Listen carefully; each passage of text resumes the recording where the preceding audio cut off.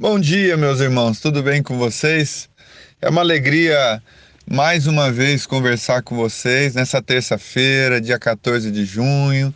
Essa manhã fria aqui em Presidente Prudente, parece que o frio não está querendo ir embora e já que ele não quer ir embora, a gente tem que aprender a conviver e a tirar bom proveito dessa situação. Não é? Hoje eu gostaria de trazer para vocês uma perícope, um pequeno trecho da carta de João. Eu não tenho aqui em minhas mãos essa carta, mas eu vou tentar citar para vocês e a gente pensar juntos o que João quis dizer quando ele disse o seguinte: Não ameis o mundo e o que no mundo há, porque quem ama o mundo, o amor do Pai não está nele. Veja que João ele apresenta a ideia de mundo antagonicamente à ideia de Deus, do Pai. De tal forma que quem ama o Pai não ama o mundo. Quem ama o mundo não ama o Pai. Não é possível amar a Deus e amar o mundo ao mesmo tempo. Só que é importante a gente entender o que João queria dizer quando ele disse a palavra mundo, né? Porque senão a gente corre o risco de fazer uma interpretação a partir do nosso português e dizer que mundo são as casas, é a tecnologia, mundo são as empresas, são as pessoas que não conhecem a Deus ou que não são cristãs.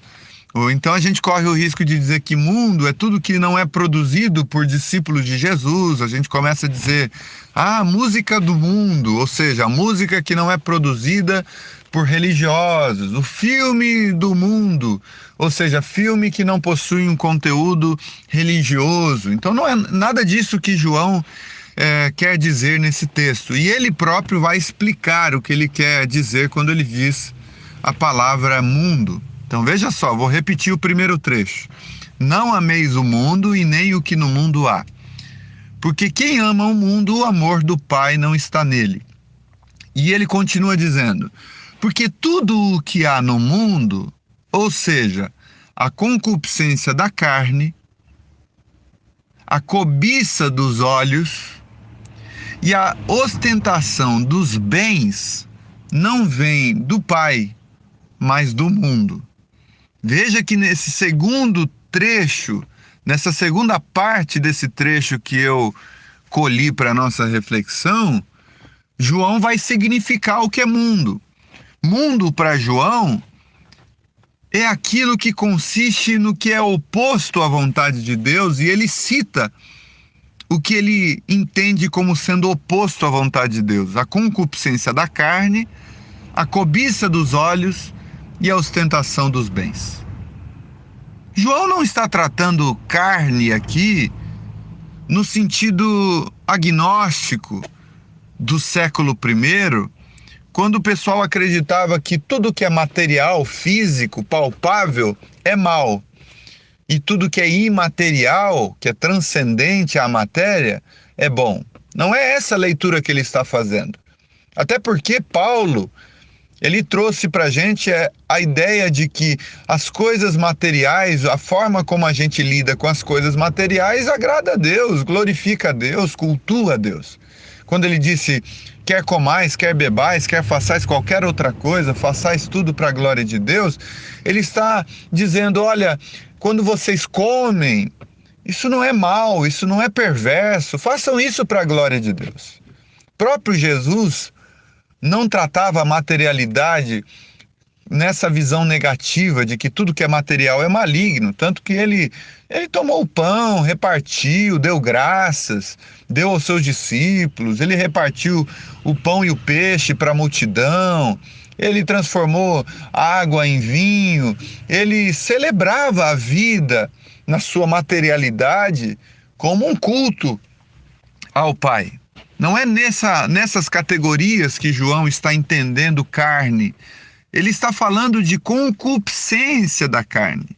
Então ele está falando de algo muito mais profundo do que lidar com a materialidade no seu sentido natural, equilibrado e bom. Eu posso citar um exemplo aqui, por exemplo, comer uma refeição.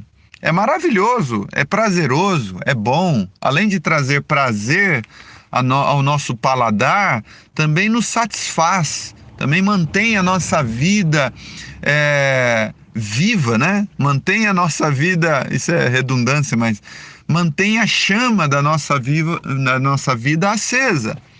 Isso é maravilhoso.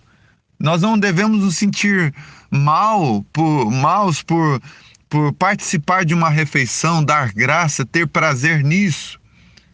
O que é maligno é a concupiscência da carne, ou seja, o exagero, o vício pela comida, ou seja, a cobiça pelo prazer da comida a qualquer custo. É a maneira com que eu lido com as coisas materiais que pode se tornar uma concupiscência, um pecado, uma iniquidade, uma maldade.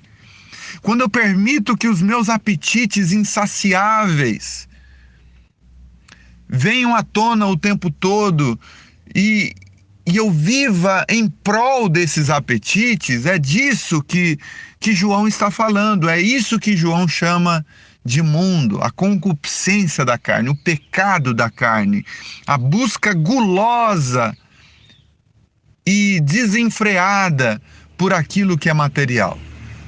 Um outro exemplo que a gente pode citar é a questão do sexo. O sexo em si é uma coisa boa, o prazer sexual é fantástico, é divino. O privilégio de ter filhos, mais ainda, não é? Mas as distorções da sexualidade são malignas. Quando a gente pega aquilo que é bom, que é puro, que é maravilhoso, que é prazeroso e transformamos isso numa doença, numa perversidade, numa distorção, é aí que João está chamando, é a isso que João está chamando de concupiscência da carne. Então, em relação ao sexo, enquanto uma celebração do amor, enquanto prazeroso, enquanto uma descoberta que leva dois seres humanos que se amam ao ápice da alegria, isso é maravilhoso. Participe disso, viva essa experiência, celebre a Deus e faça sexo para a glória de Deus, não é? Então, o comer, beber e fazer qualquer outra coisa, inclusive, faça sexo para a glória de Deus, nesse sentido. Porém, a concupiscência da carne é essa distorção que transforma o outro ser humano num objeto do meu prazer. Então, a concupiscência da carne é essa distorção daquilo que originalmente é algo bom, e que essencialmente é algo divino, é algo oferecido pelo próprio Deus. Daí ele vai dizer que o que há no mundo é essa concupiscência da carne, é essa cobiça dos olhos, que está totalmente linkado a esse primeiro. A gente quer aquilo que a gente vê. O que a gente vê nos atrai. E a gente não pode ser governado pela vista, a gente não pode ser guiado pelas aparências, a gente não pode se deixar seduzir facilmente por aquilo que estão vendendo para nós, por aquilo que estão oferecendo a nós. A gente não pode ser guiado por esses apetites visuais. Se os nossos olhos forem maus, todo o nosso corpo será cheio de trevas, porque os olhos são a candeia do corpo. Mundo é essa postura cobiçosa de olhar as coisas, de desejar possuí-las a qualquer custo, de querer tirar vantagem de todos, de querer estar no auge do status, da fama e do reconhecimento público. Isso é a cobiça dos olhos. E a ostentação dos bens. Isso que é mundo. O mundo é você querer andar de carro importado, é você querer viver uma vida para além de qualquer outro ser humano que tenha necessidades e precise de ajudas. É você viver a sua vida tendo como missão primordial apenas o seu bem-estar, apenas a sua própria necessidade sendo satisfeita. Essa ostentação dos bens, e ostentação é uma palavra bem atual, porque hoje em dia existe funk ostentação, pastores ostentação, líderes espirituais ostentação. O pessoal ama ostentar, ama viver uma vida luxuosa, mesmo que para isso seja necessário ignorar as necessidades alheias e ignorar toda a missão que o Evangelho propõe como sendo uma missão de vida. Por isso que os irmãos de Jerusalém, lá em Atos capítulo 2, eles, quando foram tomados pelo Espírito, eles vendiam parte dos seus bens e davam aos pobres, aos necessitados, porque eles entenderam que, uma vez que eles estão habitados pelo Espírito de Deus, eles possuem a pérola de grande valor. Tudo mais ficou secundário. Todos os outros valores ficaram relativizados, porque dentro deles habitava um valor maior. O que é o mundo? O mundo para João é a concupiscência da carne, é a ostentação dos bens e a cobiça dos olhos. E nesse trecho que eu citei para vocês no início, ele vai finalizar dizendo: a cobiça, o mundo e a sua cobiça passam. A concupiscência da carne é passageira. Esses apelos aos olhos e essa cobiça dos olhos é passageira. Os bens materiais, essa ostentação a esses bens também é passageira.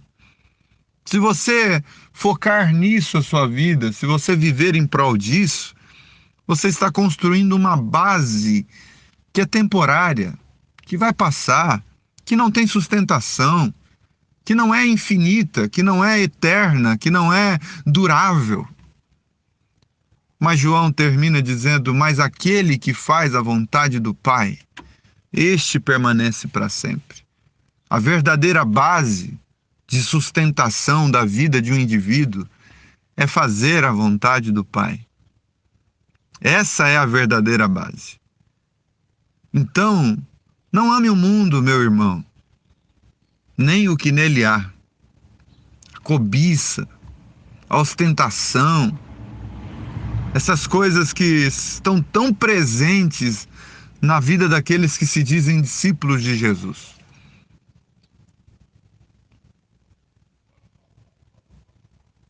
Não ame o mundo, nem o que no mundo há. Porque se você ama o mundo, necessariamente você está se tornando inimigo de Deus. O mundo e a sua cobiça passam, mas aquele que faz a vontade de Deus, esse permanece para sempre. A minha oração por mim e por você nesse dia é para que a gente, de fato, se torne inimigos do mundo, inimigos da cobiça, inimigos da ostentação, inimigos da concupiscência da carne, inimigos dos exageros, inimigos das distorções. E que a gente, de fato, esteja construindo a nossa vida sobre uma base sólida, permanente, eterna, que de fato vai nos sustentar para todo o sempre. Amém. Amém. Deus os abençoe. Tenha uma ótima terça-feira. Tchau, tchau.